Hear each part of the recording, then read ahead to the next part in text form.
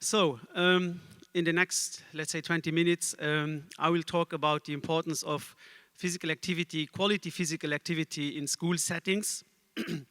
So that was also the reason why I asked this question to Mark just before. We all know how important physical activity is. We know that the situation regarding physical activity is not the best. Some talk about a physical inactivity crisis. So I will only have a few slides regarding to that. After this, I want to present like kind of models that we can have for physical activity in school settings. But I also want to highlight what political stakeholders say when it comes to physical activity in school settings, because this is very important. And finally, I will close then with an overview of a project that we have to work together with our partners. I will just have few information about this because later on we will hear more about that in the next presentation. But to start, I want to present shortly my association that I'm representing here. This is the European Physical Education Association. And so we are the umbrella organization of PE teacher associations all over Europe. And we are representing members from more than 30 countries. And as you can see there, our main slogan that is part of the Declaration of Madrid that was published in 1991, it is that there is just no education without physical education. And that's what we see as our mission. We defend the position of physical education in school settings, and we promote this subject and advocate for it. So, let's have a short view again on physical activity. I would expect that most of you heard about the Design to Move campaign of Nike that they launched a few years ago, and I think they described very well the problem. So there is a so-called physical inactivity cycle. We have children that are not active enough, and this has some negative consequences like obesity, like low test scores, like they are more sick, and so on. And the children from today will be the adults from the future, and they will have children again. Not all of them, but most of them, I would say. And as preschoolers with inactive parents are far less likely to be active than other children, so we have this physical inactivity cycle. So the situation is getting worse and worse and repeating itself all the time. So we have to change this. What we need is a positive cycle, and therefore we have to activate the children. This will then have positive consequences like less obesity, better test results. They have less risk of heart disease, of different chronic diseases, and they, as the parents of the future kids, they will have then a positive influence of the physical activity behavior of their kids. So that's what we want to reach. And in this campaign, Designed to Move, Nike formulated some asks. And there's one ask that is that we have to create early positive experiences for the children, especially at the age before 10, because at that age, they learn a lot for the future life, and when it comes to behaviors, then a lot of things are possible at that age. So we have to design those early positive experiences in physical education, in sports, and in play. We heard this morning how important play is. And there is a special emphasis on schools. Schools are a very important setting. All the children go to school, so there they have the opportunity to learn a lot, which is important for the rest of their life. Besides that, when it comes to the ask number 2, physical activity should be integrated into everyday life, and this should also happen in schools. And therefore, physical activity should be designed into a built environment. So I think that we can all agree with this, and now we have to look at, how can we do that?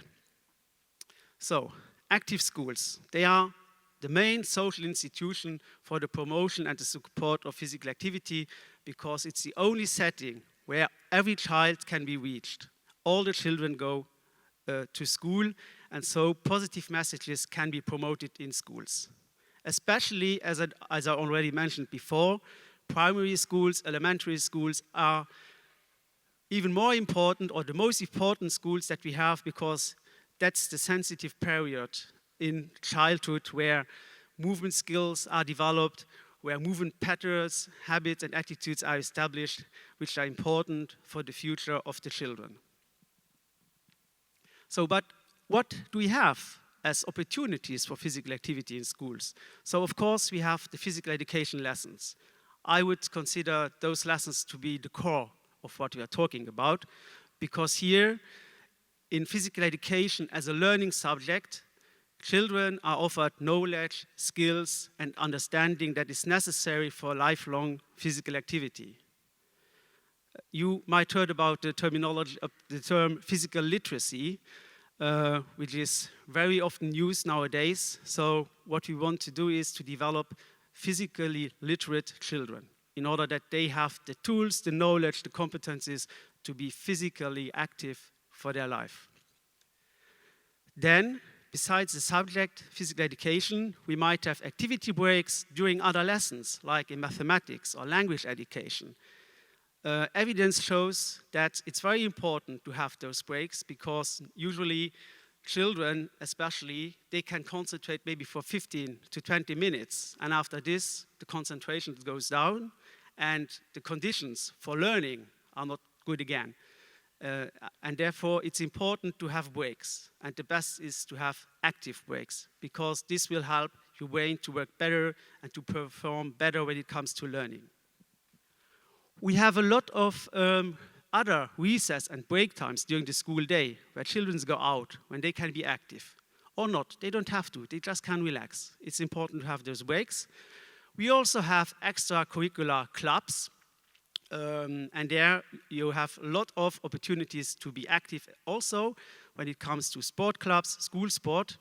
And beside that, we have active transport to and from school.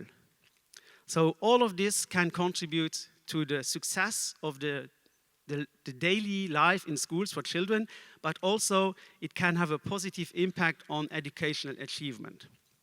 So to sum up, schools represent the leading societal institution for the development of physical skills and also for the provision of physical activity in children's age, but also in the age of young people. We have the subject, the learning subject, physical education. We have recess and playtime. We have after-school clubs, and we have other lessons where physical activity can play a role. So now I want to come back what Mark presented just before, and that's also the reason for my question. And you can see now an example how you can use the grades from the report cards. So here we have the European countries that are involved in these cards. And I'm especially interested here in what we can see for the schools, the grade for the schools. And when you look at that, we can see that again Slovenia has a top grade with an A, but in general I would say that this tells us that the school setting is in Europe, in European countries, a good setting for physical activity. This does not mean that all the children are really active in school or are using those opportunities, but at least the setting is good. I'm talking now about Europe, so that's also our main interest because we are a European association, we are working in European projects, but we should not forget to look at other parts of the world, at other continents, and we will hear more about the situation there in the afternoon when Professor Uwe Püse will present you some videos and projects that he's implementing in Africa, and there the situation will be quite different. We have not to forget to talk about this.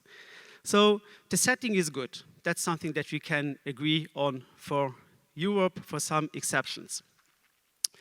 Talking about active school concepts, how can this then now look like? Here's one example from Dr. Richard Bailey, who tried to structure a little bit the school day and put then the different opportunities to be physically active before school, during the school day, and after school. And you basically find here what I have already presented before. And I think it's important to have a kind of a structured view on the opportunities to be physically active. This is one example. I will present you a second one from Switzerland. Active school in Switzerland is a concept that is already being implemented for more than 30 years. And again here, we have a structure with what is happening before and after school. For example, active transport, but also homework. There might be active homework. So I suppose that most of you did never think about having active homework. Why not practicing movements at home in order to be better prepared for school? Then we have, again, time during classes, physical education as the learning subject, active learning, but also cross-disciplinary classes, where physical activity also can play a major role. And then we have the other time in school, like events that are organized all over the school year. There is one particular important event that most of you coming from Europe will also already have heard about. The European School Sport Day would be such a daily event, and this is an initiative, a project that has been put in place by the Hungarian School Sport Federation with several European partners like UPIA. Then we have the time outside of classes and mandatory school sport where children can take part in. So this is the model from Switzerland. There are more from other countries, but this gives us some idea how we can now try to improve the situation. When I started the presentation, I said it is important to have a look at what political stakeholders say. And I have two examples for this, because this shows us that the setting school as the optimal setting to promote physical activity has been recognized also by political stakeholders. And UNESCO here has several documents, publications from the past few years that also take this under consideration, especially the Kazan Action Plan from 2017. I just want to have a short look at this together with you. There is one main policy area in this Kazan Action Plan that talks about developing a comprehensive vision of inclusive access for all to sport, physical education, and physical activity. And here, active schools are also mentioned. In active schools, physical activity should be placed at the heart of the school, and it should support the establishment of healthy lifestyles, behavior, and learning. So this has been recognized by UNESCO and its member countries, and there is the strong ask to member countries to take care of this. We have also the World Health Organization. Yesterday, we heard Fiona Bull talking about their global action plan, and having a look at their strategy on diet, physical activity, and health suggestions to promote physical activity at school, we find again what I've already presented before. So, non-motorized modes of transportation, extracurricular activities should be offered. WHO talks about offering daily physical education classes. This is a strong ask, a strong recommendation. We have the same recommendation from the European Commission. So there is an awareness of the importance of physical education in school settings, but I think reality is far away from these recommendations at the moment. Also, there should be access to adequate physical activity facilities, and also students, teachers, and parents should be encouraged to become altogether more physically active. Yeah. Also here, the role of schools is emphasized. Schools provide the ideal environment to acquire knowledge and skills about physical activity levels.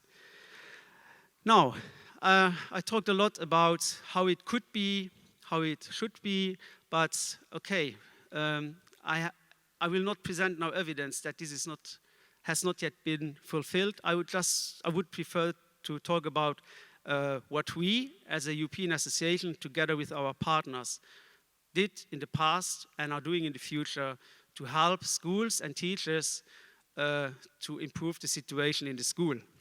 And here I'm talking about the European Physical Activity Label for Schools, which is a project that we have now been working for almost 2 years together with partners from all over Europe. So ISCA is included here as a partner, the Estonian School Sport Federation, Youth Sport Trust International, UPR, the University of Luxembourg, where I am working as a researcher, the University of Ljubljana, and last but not least, the Hungarian School Sport Federation. And in this project, we had the objectives to develop a European physical activity label for schools, to award schools that are performing well in promoting physical activity in their settings. We also wanted to map the physical activity in European schools, and what we consider to be very important is that we wanted to develop a European network of active schools, and this under this label. What we tell schools when we invite them to be part of this, we invite them to improve the quality and also the quantity of physical activity, physical education, and school sport programs. We invite them to reflect on what they are currently doing in that field and how they could perform better. We want them to increase the participation of the students in physical activity. We want them to promote it in a way that all children, all students should be included. We want them to benchmark their provision and progress against other schools in their countries, but also across Europe. So it comes a little bit to the idea, back to the idea of the global matrix. It's important to have a look at how others do it and to compare yourself with them. Also, there are lots of good practices, and we have to share them. We have to make them available in between schools in order that schools learn from each other. And school development nowadays is a very important topic in many countries. And why should physical activity not be part of school development? It does not always have to be performing better in mathematics or in science or in language education. In school development programs, you also can focus on physical activity. And finally, we want to recognize what schools are doing by giving them a label or an award. We have 3 dimensions in this label, and they are similar to what we have seen already before. We have physical education, we have extracurricular physical activity in general, and we have school sport. So we will implement this now very soon. We had a final project meeting here a few days ago, and we are looking forward to first schools apply for this label. But we have the feeling that there is still some work to do. So there will be a follow-up project that will start in December, and this will be about healthy and physically active schools in Europe. This is a strategic partnership for school education supporting innovation in the Erasmus Plus program. And here we include a 4th dimension, healthy lifestyle in general. We do not want to focus only on physical activity, but also on healthy lifestyle in general, talking about nutrition, well-being, and so on. And here, our main objective will be to build up capacity of school-related stakeholders. We will have a label, an award, but how can we support now schools to improve? It's good to have the award, but we have also to provide them support in the form of guidelines, recommendations, best practice, scientific evidence in order that they can start the way to develop when it comes to those 4 dimensions. And here again, we want to kind of map the current situation. We want to identify the examples of good practice. We want to identify important evidence that will support schools. Also, when it comes to address their ideas towards political stakeholders, this is important for them. We want to develop a modular framework for this because maybe it's difficult for schools to work in the 4 dimensions at once. Maybe they should start only with one of the 4 dimensions. So it will be something modular. We will develop a teacher training toolkit in order that there are tools that can be used for teacher training. And this will all be accessible in a free open educational platform. Finally, also, we want to continue to raise public awareness about the physical inactivity crisis, the importance of physical activity. I heard this morning it's not good to become lazy, so we have to continue this. Then we want to continue to develop national networks. We want to liaise schools in countries because they can learn from each other. And after that, we want to link them internationally. It's good to look into other countries. What are they doing? How are they doing? How are they performing well? So this will be our ideas for the future. I think that there is a lot of work to do. I also have the feeling that more and more schools are ready to start this development and to go this way, especially in my small country in Luxembourg, where I come from. The interest from schools and teachers is growing, and we have to use this opportunity in order to reach the goals that I've described before, the goals that many of us have here presented in the past few days. So, thank you for your attention.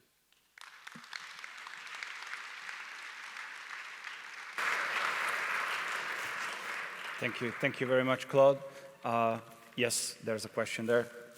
The gentleman in the middle.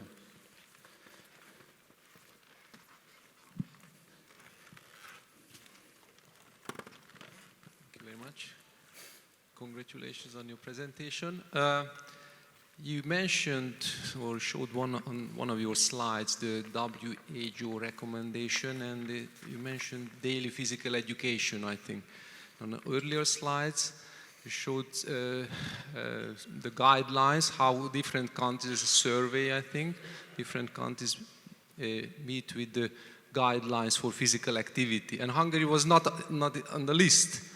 But it's implemented in Hungary, so it's reality, the daily physical education. So according to that recommendation, Hungary should be part of that survey, and Hungary should be maybe top of the list, or of that map, basically, or matrix, because daily physical education is a good example, and they should offer some examples for other countries. So what is your view about it? Yes, I know well that you have the daily physical education lessons, and I have to congratulate you for this. I cite this very often when I have give presentations on behalf of UPIA as the president, when we are talking about physical education. The reason why it is not included here, maybe Mark knows better than me, because these are the countries that reported using these reporting cards. I think my countries were for Matrix 2.0, and I don't know whether Hungary is now part. It's not part. So in this overview, Hungary did not participate. So that's the reason why it was not included. But probably when it comes to school, it would have a good weight. Especially because of the 5 peer lessons per week. Thank you, Claude. Anyone else would like to add something? Have a question, maybe? All right, then. Thank you very much. Thank you very much, Claude. Thank you.